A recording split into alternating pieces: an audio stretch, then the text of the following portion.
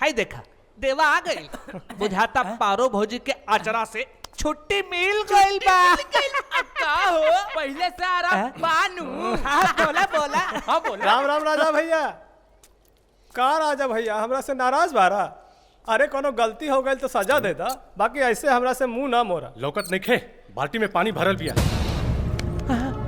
सोचनी 2-4 गो हैंडल और मार दे। रह दा हमरा नहावल हो गए।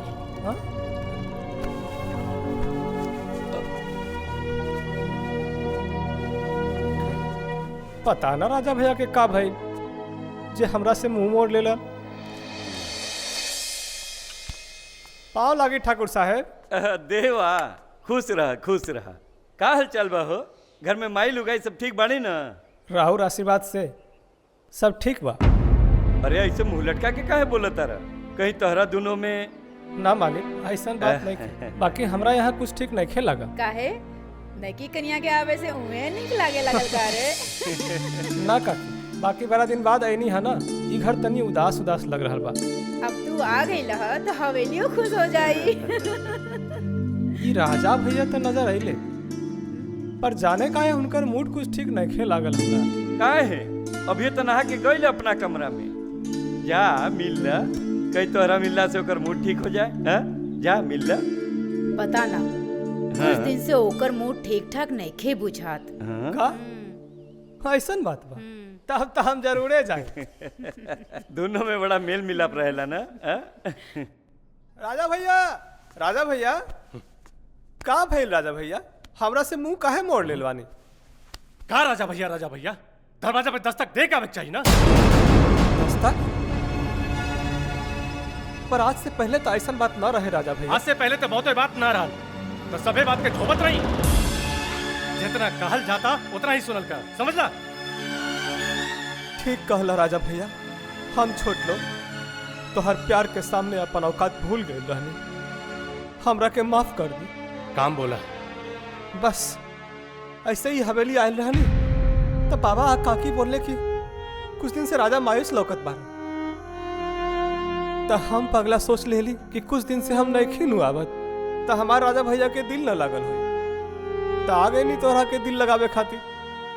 पर तू तो हमरा के दिल से बाहर निकाल दिला राजा भैया। ठीक बा, अब हम चाहत बा, अब हम कभी ना आए, अब हम कभी ना आए।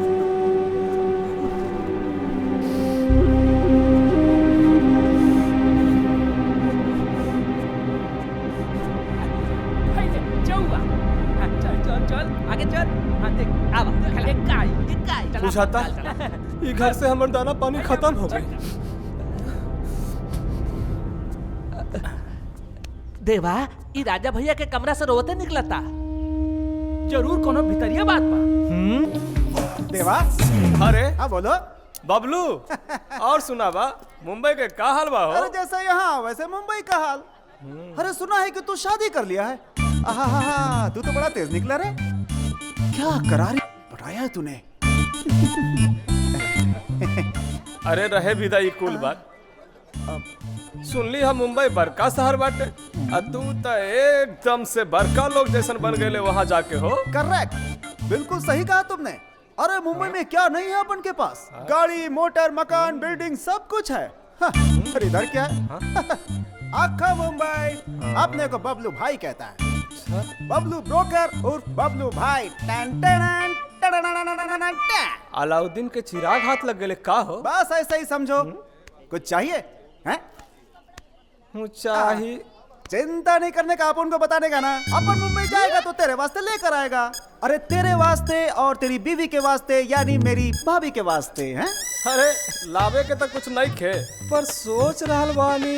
अरे सोचने का नहीं, भाभी को अपने संग वहाँ लेकर चलने का और अक्खा मुंबई घुमा देने का। हाँ। अरे यहाँ अपन ठिकाना नहीं खे, अब भाभी के कहाँ लेके जाई? अरे हम वहाँ घूमे के ना कमावे ला जाए चाहते हैं। तो इसमें चिंता क्या करने का, अपने साथ चलने का और एलबी ऑफिस में काम दिलवा देगा। LB office? वो क्या होता है रे? देख अब सब बात इधर जान लेगा नहीं ना। देखो तुम्हें अगर देवा से देव साहब बनना है तो मैं तेरे घर पे कल आएगा। हाँ? इसी बहाने भाभी से मुलाकात भी हो जाएगी और भाभी से परमिशन भी दिला दूंगा। हैं? ठीक है, कल तैयार रहने का। टन टन टन टन टन टन टन।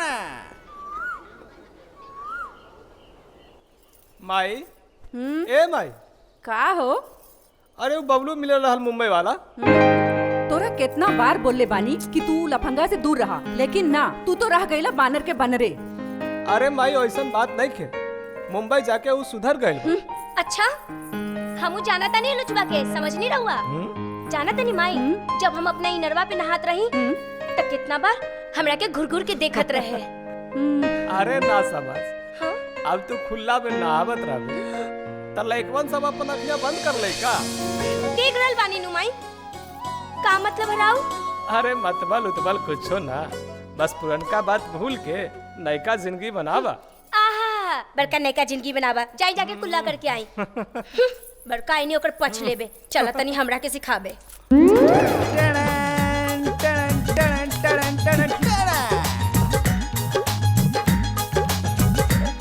बबुलवा देवा के घर में का करे आइल बा हो? कहा था चढ़ जाए ससुरा। चलिए बाद में, पहले चल के सुनल जाई कि का बात बा। नमस्कार काकी। खुश अरे रहा। बबलू, अभी हम माई से तोहरे बारे में बात करते हैं। अपन के बारे में ऐसा क्या? अरे आबा, ई कुर्सी पर बैठ, ई कुर्सी पर। टन टन टन टन टन टन टन टन टन। दुल्हन, तनी 2 कप चाय ले आवा, तब तक हमी दोनों से बात करतानी। काकी, अपन देवा को मुंबई ले जाने के वास्ते इधर आया है। देवा का भी मन है मुंबई जाने का, क्यों देवा? हाँ माई, बबलू ठीक है कहता। ओजा हिनकर एलबी ऑफिस है, वहाँ जाके हम नौकरी करब। अरे हम का बुझी एबी लेबी के ऑफिस, हमरा वास्ते तक करी अक्षर भैंस बराबर बा। बाकी ई अनपढ़ गवार वही जाके का करी? अब देखो, ये गांव में रहकर क्या करेगा? सुबह से लेकर शाम तक गाय भैंस चराओ और शाम को नमक रोटी प्याज खाओ। थू। ये भी कोई जिंदगी है? उधार की जिंदगी। हाँ। लोक में इधर देखने का, गोल्ड सोने का है, 10 तोले का 3 लाख, 20,000 की घड़ी है, 25,000 का मोबाइल है और 15,000 का ये जूता। और अक्खा मुंबई में अपन नौकर चाकर बंगला क्या नहीं है? ऐश ऐश। काकी सोचने का, अपन अगर गांव में रहता तो क्या ऐसी जिंदगी होती? बिल्कुल नहीं। बात तो तू ठीक कह रहल बाड़ा। देवा, जाता नहीं माई। खुश रहा बेटा, अपन ख्याल रखिया। प्रणाम। प्रणाम। प्रणाम ठाकुर साहब। खुश रहा। प्रणाम खुश मंत्री। रहा। बेटा, राजा तो पढ़ाई लिखाई के सिलसिले में बाहर रहत रहे, लेकिन ओकरा गैर मौजूदगी में एको मिनट खातिर ओकर कमी महसूस ना होवे देला। शायद हमनियों से कोनो भूल चूक हो गई, जे आज हमनी के छोड़ के जाता रहा। चल, दुनिया में सब केहू के अपन अपन सपना हो खेला। जा, खूब मेहनत से काम करिहा, खूब तरक्की करिहा, बाकी हमनी के भुला मत जाइहा। ना बेटा परदेश जाता तो खाली हाथ भेजब? ना ना, कबो ना होई। हैला रख ला। ये का कर रहल बानी ठाकुर साहब? ऐसा ही रवा के बड़ा एहसान बा हमने ऊपर। अब और ना। अरे देवा, रख ले रख ले, ये रुपया ही परदेश में काम आएगा। रख ल बेटा, बबलुआ ठीके कहा था। हाँ। कि परदेश में पैसा बहुते काम आवेला। ला बेटा।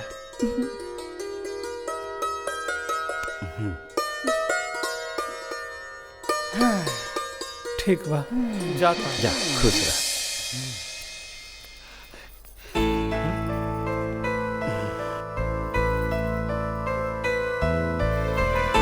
ये अंगूठी पहन ली। ये का कर रहल बारू तारो?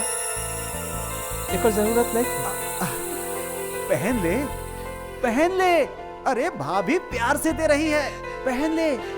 ये अंगूठी ही परदेश में भाभी की याद दिलाएगी। एक बार और सोच ली ना, हमार मन नहीं के मानता जी। देखी, ये कोनो काम धंधा शुरू करी ना, रहुआ जे कमा के देव ना, हम वही में जिंदगी काट ले। मगर घर छोड़ के ना जाए जी।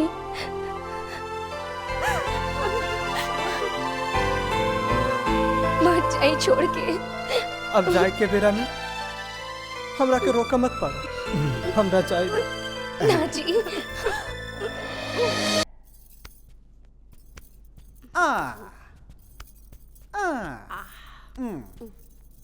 हे मौसी, देख अपन का यार आया, माय स्वीट हार्ट देवा। आज से ये अपन के साथ ही रहेगा।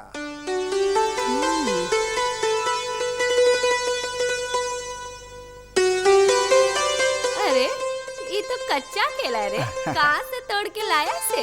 ये अपने ही बगीचे का है।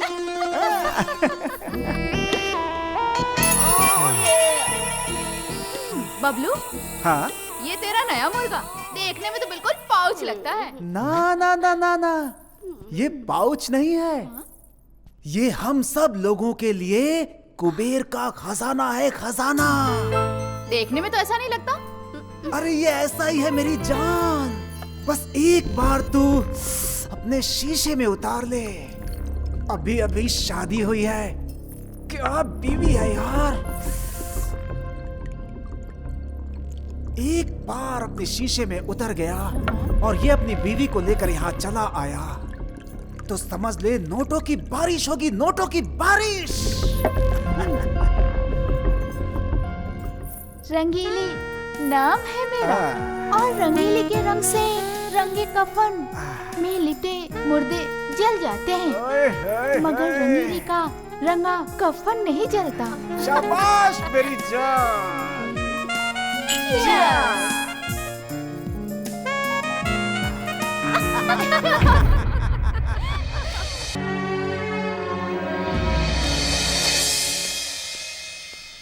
बबलू, बबलू, कौन है रात को देखता हूँ। बबलू, बबलू, हाँ, बबलू, बबलू, बबलू, अरे का बात है रे, आज तो रंग ढंग तनी बदलल बदलल लग रहा बा। हाँ? अरे अब तो हमहू तोहर रंगीली के रंग में रंग गईनी हो, पर ससुरा तू ही कौन चिपकी लेके माफिक रंग बदल रहा बारे हो। नशा चढ़ गईल बा, तनी पानी पिला दो हमरा के। क्या मैं तेरे बाप का नौकर हूँ? चल जा खुद से पी ले। अरे नौकर ना, तू तो हमर यार है रे जी। चल। अच्छा छोरा, हम अपने से पी लेता नहीं पानी।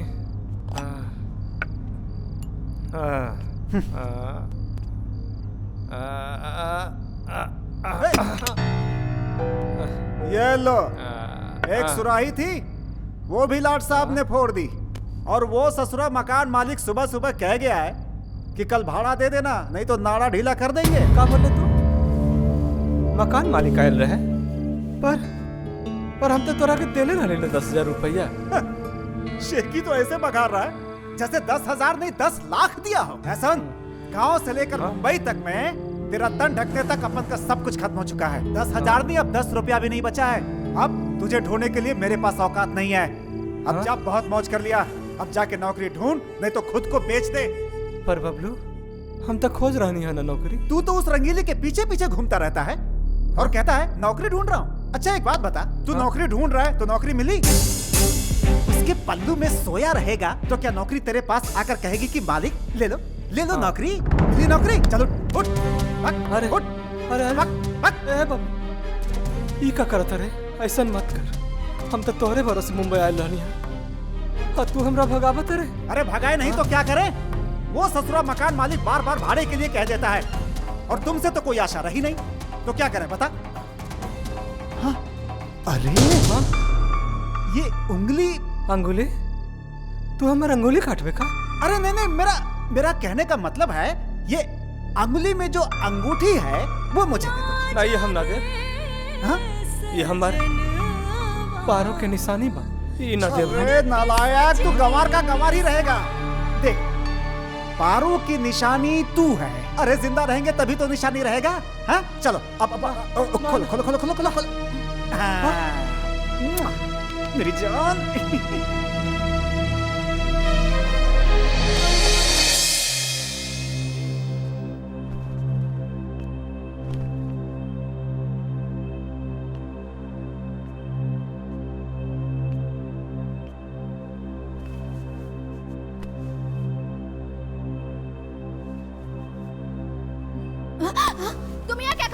तुम्हारी हिम्मत कैसे हुई आने की? हम बहुत परेशान बानी रंगीली, हमरा के अपन आगोश में जगह दे। मैं तुम्हारी बीवी नहीं हूँ, समझे तुम? आ गया निठल्लू। अरे तुम्हारी समझ में ये क्यों नहीं आता? सिर्फ फकर दलाली से काम नहीं चलती। जिंदगी गुजारने के लिए जिंदगी के दौर से गुजरना पड़ता है, समझे देवा बाबू? हम कुछ बुझनी ना। मतलब ये जिंदगी गुजारने के लिए पेट भरना पड़ता है, और तू खुद का पेट नहीं भर सकता, रंगीली का पेट क्या भरेगा बोल? भर सकता है मौसी, भर सकता है, अगर तुम लोग इसे दिल से साथ दो तो। हम लोग? हाँ रंगीली, सिर्फ तुम इसे समझा सकती हो, क्योंकि जो इसके पास हीरा है उसे बाजार में उतारने का टाइम आ गया है। हीरा बाजार टाइम? तू कार बोल रहा बार बबलू, हम कुछ ना बुझनी। देवा, ये मुंबई का वो बाजार है जहां हुस्न की खरीदारी और बिक्री से ही आदमी अपना पेट पालता है। अगर तुझे अपना पेट पालना है तो ये शराफत का चोला उतार के फेंक दे और ले आ अपनी चंचल चितवन सुंदर तन वाली अपनी घर वाली पारो को इस बाजार में।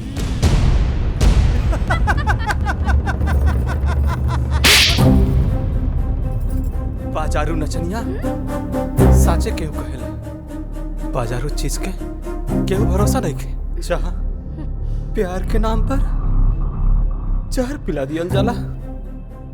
प्यार प्यार प्यार, कैसा प्यार? देवा, तुम वासना को प्यार कहते हो? अरे जो अपनी औरत का ना हो सका, वो हम जैसी बाजारू का क्या होगा?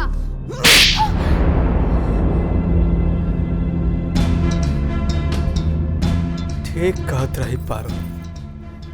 अरे तू लुच्चा का लुच्चा ही रह गया रे। और तू ठीक कहत रहला। अरे पानी से लेकर जवानी तक सब बिकता है यहाँ। ये हुस्न का बाजार है, मगर तल्ले का नहीं कोई खरीदार है। अरे ई बाजार में भी वेश्या ही बिकाले, तल्ला ना। तल्ला कहीं का तू है ऐसी जिंदगी पर। अरे रुक, जाने दे मौसी, जाने दे उसे। उसे जीने की चाहत है, जरा उसे जी लेने दे। हमारा क्या है, आज मुझे जी भर के पी लेने दे।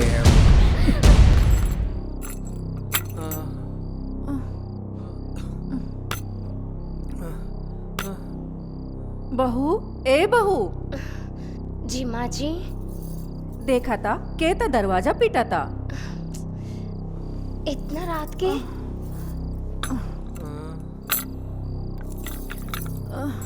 अरे अरे देवा, माई, ये का हो गई तोरा के? देवा, का हो गई देवा, जी? एक कैसे हालत बना ले ले बने लोगवा? का भइल तोरा के?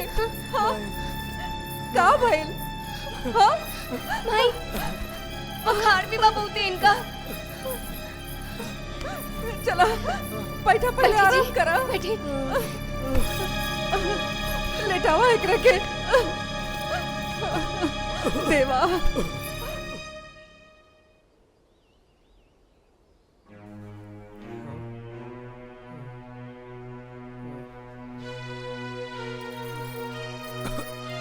सांस ला।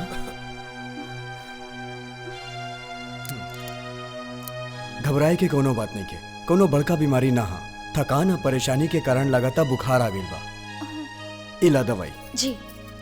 एक एक टैबलेट देवे के बा, सुबह सा ध्यान से दे दे।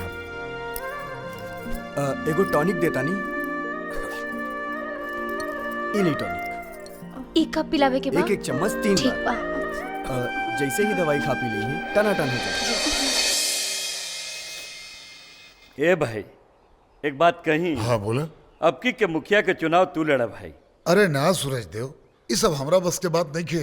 ये सब झंझट में हमरा के मत डाला। लेकिन हाँ, एक बात कान खोल के सुन ले, ये मुखिया की कुर्सी कोनो और के हाथ में ना जाए के चाहिए। फिर के लड़ी चुनाव हो? अरे ये बार चुनाव हमार भतीजा लड़ी, भतीजा। तो अरे ना, तोहार बेटा राजा का भौजी हाँ, राजा हाँ वो तैयार होखी भाई हम करब।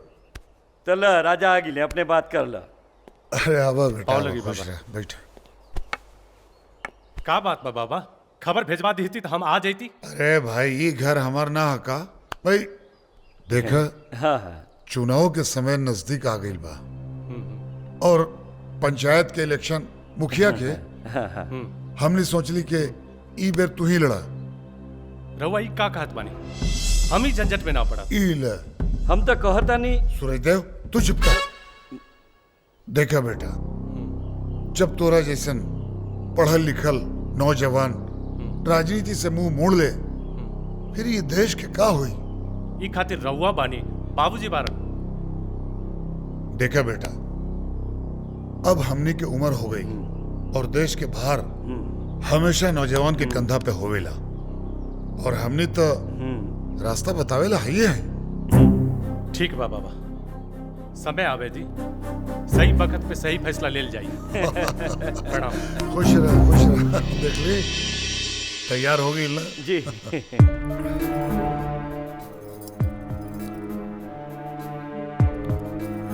ठीक से। माई सब ठीक हो जाए। हाँ हाँ हाँ हाँ। काकी, ए काकी। हाँ बेटा, आवा आवा बेटा। अरे देवा, तू कब आइला? ई का दशा बनौले बाड़ा? सब बताई, बाकी तो इधर कैसे आइला? अरे बाजार के तरफ जात रहनी, सोचनी काकी से पूछ रही। हाँ हाँ। कुछ सामान लेवे के होई ता ले ले आई। राजा बाबू, बाकी तू ही घर खातिर जे कैला उतना अगर अपन सहोदर भाई भी रहते तो ना करी था। पता ना इस जन्म में तोहर एहसान उतार पाए कि ना उतार पाए। एहसान के नाम पर हमार सेवा के कलंकित मत कर देवा। अरे हम तो अपन फर्ज निभौले बानी, एगो ऐसन फर्ज जौना फल के खातिर ना अपन दिल के सुकून के खातिर कैले बानी और करत रहा। देवा हम चलता नहीं। हाँ काकी हम जाता नहीं। हाँ बेटा ठीक बा।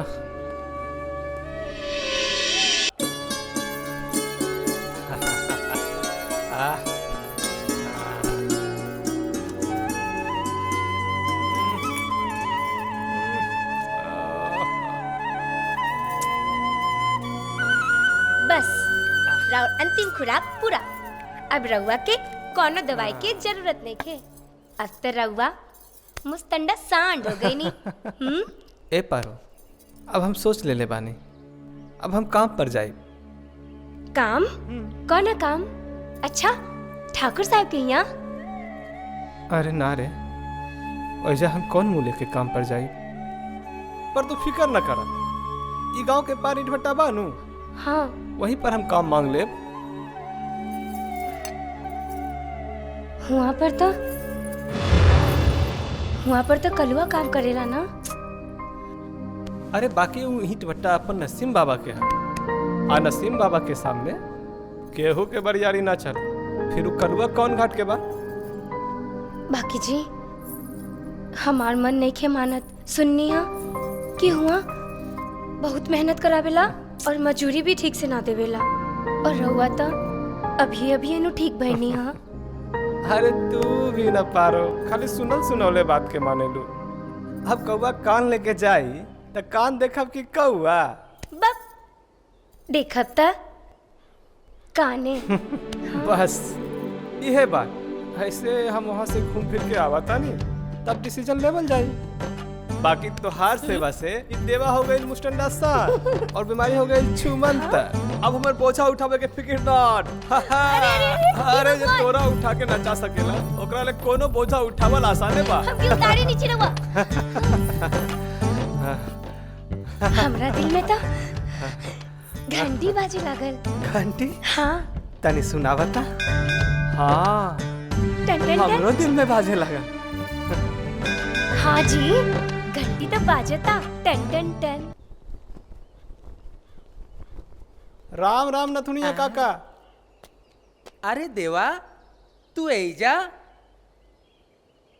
सुननी हा कि तू बम्बई गए रहले, बाबू साहेब बने खातिर फिर इधर कैसे आ गए भाई? अरे छोरा भी वो सब गीत खिस्सा हुआ तो बात बनल ना, सोचली कि अपन गाँव में किस्मत आजमा के देखल जाओ, कोनो जुगाड़ हो सके तो करा देना अपन ईट भट्टा पर। अरे तू तो मुखिया जी के आदमी बाड़ा, काहे मुंबई से आइला के बाद वहाँ काम करे में लाज लागत बा का?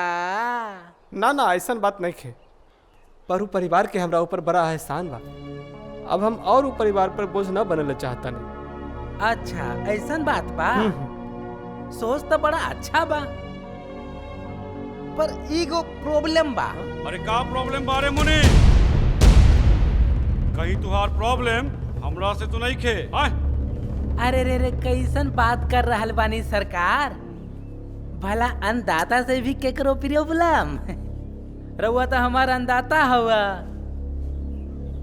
कारे देवा तू ऐजा कहीं ऐजा से तरी पार करे के इरादा तो नहीं खे? अरे ना ना ना ना, ई बात नहीं खे, ई मुंबई से बाहर होके तोहरा अंदर रहेला आइल है। हमरा अंदर? का रे ठाकुर और रजवा की सेवा करे से मन भर गइल बा का तोहार, या ऐजा कोई नया खेल खेले आइल बारे? बोल। अरे बबुआ देखो, तारा ठकुरुआ से ना कबो बनल ना कबो बनी, आ सौसे गांव जानत बा कि ई ओकर मोहरा बा।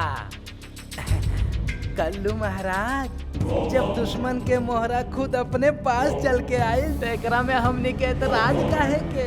अब फिर का? फिर ओकरा पास पारो भी बिया, जेकर अभी नट तारे के बाकी बा। का? हाँ, सौसे गांव जानत बा कि ओकरा पे रजवा के नजर गड़ल बा, बाकी यही बहाने तोरा के नट उतारे के मिली। आसमानों तो समय समय पे बदले के चाहिए। अरे वाह रे नथुनिया, तू तो बड़ा समझदार बड़ो, सही से सब काम हो जाए ना तो तोहार प्याज जल्दी बूझी। जा रख ला काम पे, रख ला ओकरा के काम पे, रख ला। हर हाल में इस शहर के चार दीवारी और पेड़ लगावे के टेंडर हासिल करे के बाद समझ ले। अरे कलुआ पाँव लागी अन्नदाता। सरकार रवा तनी हड़बड़ी में बुझाता नहीं। अरे अगर हमरा वास्ते कोनो काम होके तो बताई ना, हम एक के गौर पे रहुआ वास्ते खड़ा रहब, आदेश दी बस। देख कलुआ, बाबा पठान अपन काम खुद करेला, तू अपन काम सोच। और हाँ, जौन काम से तू अइले है वो काम बोल। रवा तो नाराज हो गए नहीं अन्नदाता। अरे हम तो शहर जात रहनी, सोचली बाबा के दर्शन कर ली। ली बाबा, एकरा में टेंडर के कागज चुस्त दुरुस्त कर दिहल बा। सरकार रउआ से एगो बात कही। बोल। रउआ टेंडर जमा करावे खातिर शहर जाता नहीं, छोट मुंह बड़ बात हुई सरकार, ई काम हमरा करे दी। अरे हम कौना दिन काम आई? अरे हम तो शहर जात बानी, हुआ ऑफिस में जाके जमा करा दी। देख कलुआ, ई कोनो मामूली टेंडर नहीं खे, एकरा में हमार सपना बसेला। तराउरी सपना के हम अपन सपना समझ के पूरा करब। एक बार हमनी पे विश्वास करके तो देखी, आखिर हम कौना दिन काम आई। हम तो कहता नहीं पठान बाबा, एक बार विश्वास करिए ली, लोग देखे तो देखी, निराश ना करिए। हाँ? बाकी एगो और आदेश लेवे के रहे पठान बाबा। ऊ का बोल। इस साल गांव में मुखिया के इलेक्शन हम लड़े के चाहत हैं। तोहार हिम्मत कैसे भइल कि तू ठाकुर सूरजदेव सिंह के खिलाफ चुनाव लड़े के सोचला? अरे बाबा में हिम्मत के का बात बा? ई लोकतंत्र है, और लोकतंत्र में सबके अधिकार बराबर है। देख कलुआ, ई गांव में ई अधिकार बाबा पठान सिर्फ सूरजदेव सिंह के देले बा, ई बात तू ध्यान में रख, एहे में तोर भलाई बा। अरे जे अधिकार मंगला से ना मिलेला पठान बाबा, ओकरा ई दुनिया से छीन लेवे के पड़ेला। अपन जबान संभाल के बोल कलुआ, ना तो हम जबान खींच ले। तू जानत वाले जे बाप के बाप होवेला उहे बाबा कहाला। बाबा से जो जबान लड़ावेला वो तनको न सुहाला। अरे रउआ तो नाराज हो गए नहीं पठान बाबा, हमनी के माफ कर दा। अरे हम तो इजा राउत परमिशन लेवे खातिर आयल रहनी। जे काम में राउत परमिशन नहीं खे वो काम ही कलुआ कबो न करी। ठीक बा, चले।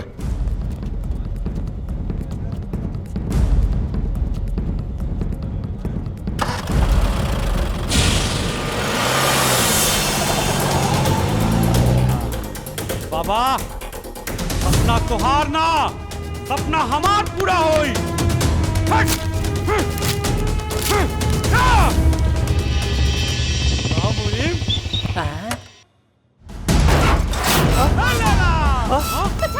बचाओ हमरा के, ई राक्षस से हमरा के बचाओ। ये का करू लेला? हाथ देवा। और इतना हिम्मत ये कलुआ में हाथ डालने की कोशिश कैले। हाँ, आज तोरा के हम जिंदा ना छोड़ा, एकदम ना छोड़ा। ई तो यार ना कतार है मान हा। ये तू का बोल रहल बारू लेला? हमरा तोहरा बीचे भइल, ओकरा में तोहर मर्जी न रहे। कलुआ महाराज के रहते यहाँ केकरो मर्जी ना चली, खाली हमार मर्जी चली। आज तोहर गुस्ताखी के हम तोरा के सजा दे, फिर के होके बीच में छुरा घोपे के हिम्मत न कर दे।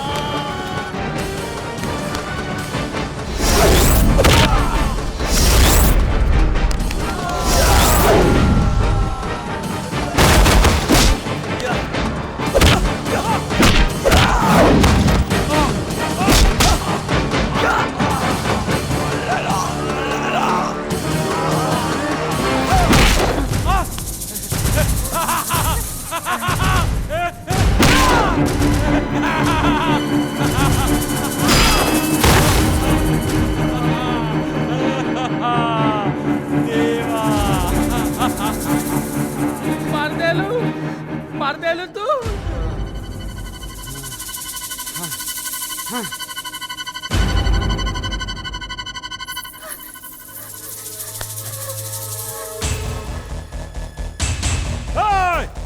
एक बात कान खोल के सुन ला लोगन, केकरो जवान खुली हमरा खिलाफ ओकरा अंजाम भी यह होई। जवान ना खुले के चाहिए, एकदम ना। चला।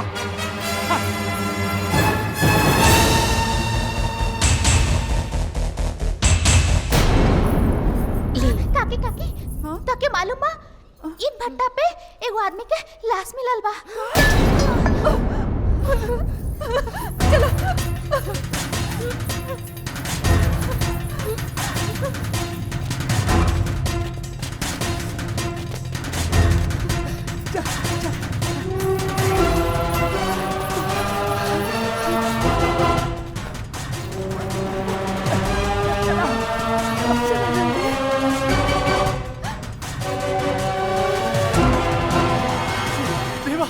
क्या भइल? देवा उठा ना।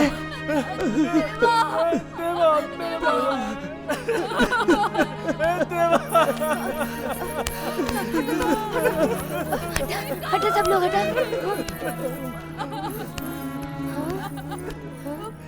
ए जी आँख खोली ना। उठत काहे नहीं की माई माई माई ये आगे कुछ बोलत काहे नहीं की। ए जी उठी ना, देखी ना राउर पारू है गरी जी। ए जी उठी ना, आँख खोली ना जी। हो क्या हमारा बस नहीं के दे। बेचारी पर तो दुख के पहाड़ टूट गए।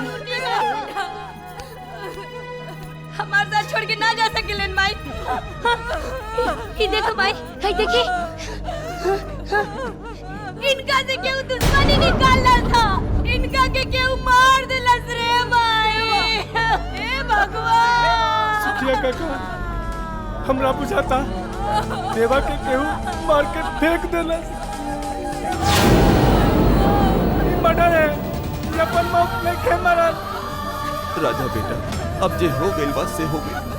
अब तो देवा के अंतिम संस्कार की तैयारी करा। आपन पसंदीदा फिल्म देखे खातिर डाउनलोड करी दंगल प्ले ऐप।